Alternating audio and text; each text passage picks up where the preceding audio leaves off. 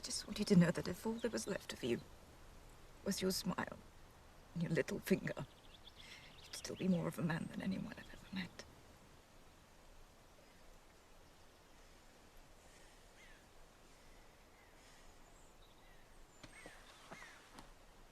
That's because you know what I can do with my little finger. What's up, Discover Greyers? Greyers? Greyers? Now we'll have to figure that out later. My name is Brock, and this is your weekly vlog. And today we're talking about... The name's Bond. James Bond. That's right, Bond. James Bond. The internet has pretty much beat to death which person is, in fact, the greatest Bond. It's this guy, by the way. But today we're going to talk about Bond's superpower.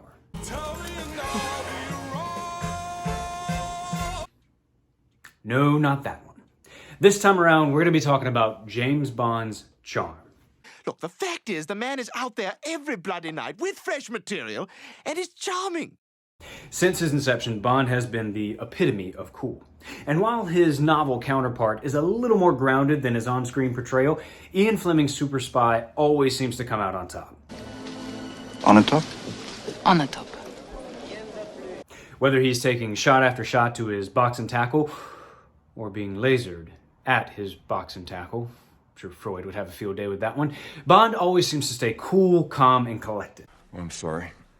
That last hand nearly killed me.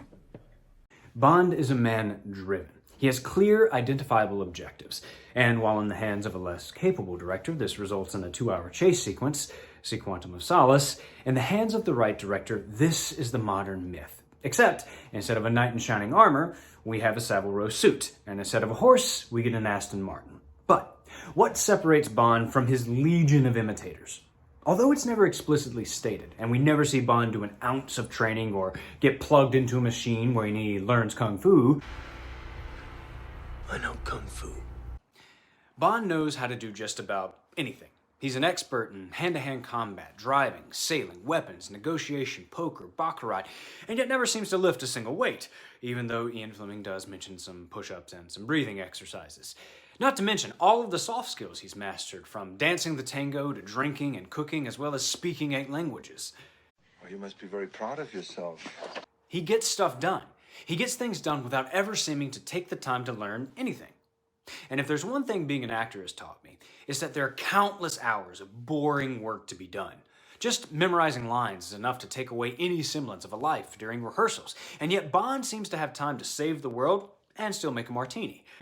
Shaken or stirred? Do I look like I give a damn? Yes, Bond is more or less a superhero. Yet that quality of capability is what we find most admirable about him. He's an ideal worth pursuing. Yet, no matter what speed we listen to audiobooks or how many online courses we take, there are not enough hours in the day to complete every task. But luckily, we get more than just one day. If we want to know more and do more, then we have to be systematic about our learning. While we wish we could wave our hand over a book and understand every word or hook up to a magic machine and download knowledge into our brain, the fact of the reality that we currently live in is that it takes time to master skills. And I'm looking right at you, Elon Musk.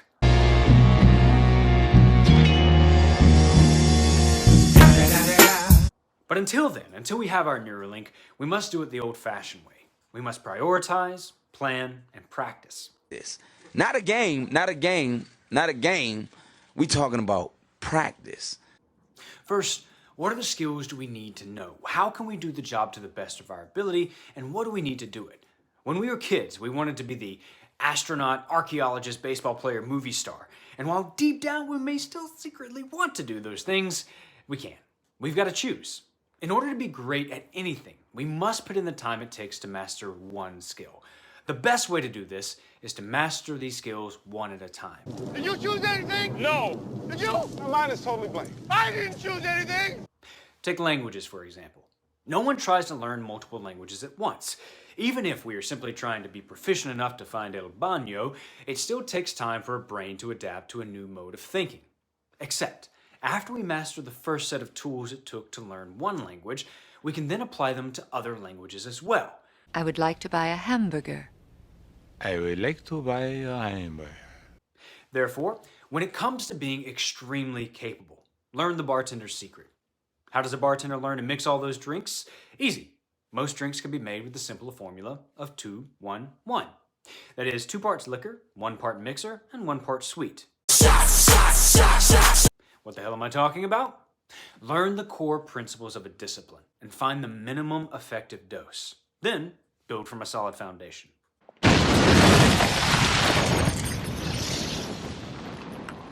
Don't just wish to be as capable as Bond, become as capable as Bond, or as close as humanly possible. In the age of the internet, an endless volume of learning is a finger swipe away.